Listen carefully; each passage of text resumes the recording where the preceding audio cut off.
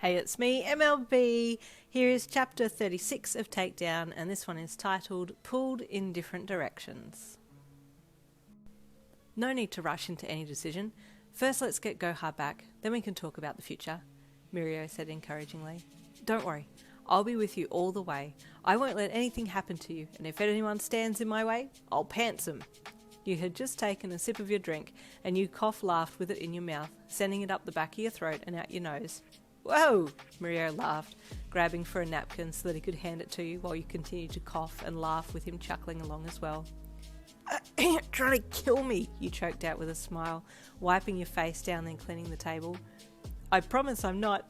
That's the furthest thing I'd ever want to do to you, Mirio said with a bright smile. Your happiness is the closest thing to my heart.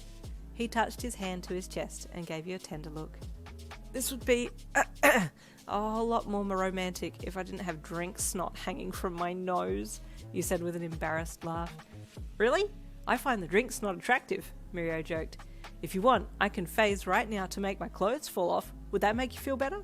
No, you gasped with your eyes wide.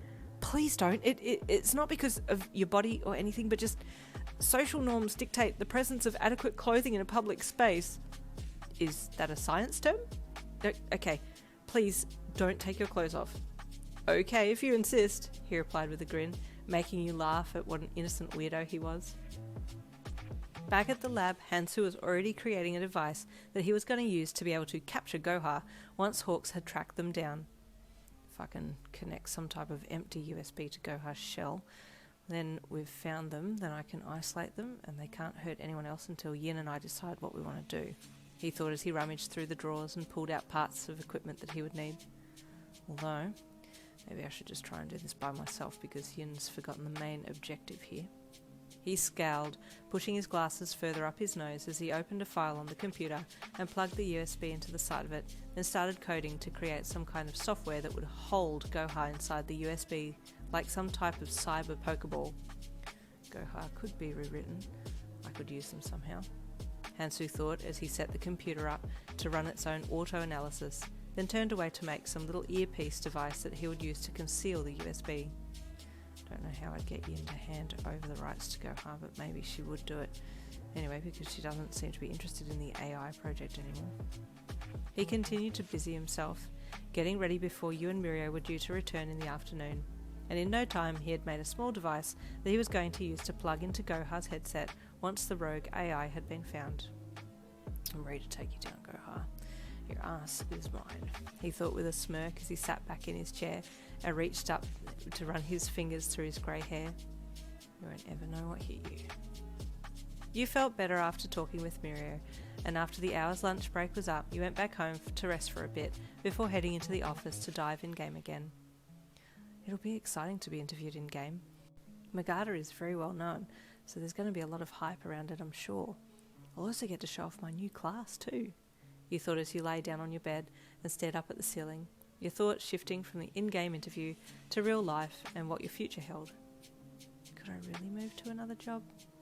Your mind wandered, creating ideas of what a life without being the head of robotics department would be like, and in no time you had drifted off to sleep. Mid-dream, you heard an annoying noise, like a phone was ringing, but you couldn't find it or turn the damn thing off. Enraged, you woke up to find that the ringing phone in your dream was actually your phone in real life, and you grabbed it and answered it. Yeah? You croaked as you pressed the phone to your ear. Where are you? The voice of Hansu asked. You're supposed to be here. Mirio's here. Been calling you. Oh, you groaned, sitting up and swinging your legs off the bed and walking to your bedroom door. I fell asleep. I'll be there soon. Bye, Hansu said, then hung up. Oh, man, I wanted to get there a little earlier to talk to Hansu, but I'll do that afterwards, I guess. In record time, you got yourself together and ran for the door, eager to dive again with Mirio. I'm sorry I'm here, you apologised as you stumbled through the office door. Okay, let's go. You smiled warmly at Mirio, who was sitting on the exam bed waiting with his headset in hand for you to hop up onto your bed across from his so that you could dive together. Mirio told me about the interview. Is it today? Hansu asked. You looked from Mirio to your grey-haired assistant and immediately noticed a small device hooked over his ear. What's that? You asked him, pointing to the device and ignoring his question completely. I'm trialling a new piece of equipment for RFO, Hansu lied. More streamlined. I'll let you try it once I've ironed out the kinks. Oh, okay, he replied with a shrug. And yes, the interview is today, I think. Mirio nodded. You'll get to see the main city on level 1 today, Dawn City. Is that where it's being held? You asked. Yep, he replied with a smile. And it's the first level in the game, so everyone can access it. I have a feeling the interview is going to be a big event. You smiled excitedly and hopped up onto the bed opposite Mirio, then lay down and let Hansu put the gear on you. Once he had finished, you looked across at Mirio and smiled. Link start! You called excitedly, your body being sucked into the game, and you awoke next to Magata on the lounge in Butterfly and On's house. Stay tuned for chapter 37 coming tomorrow.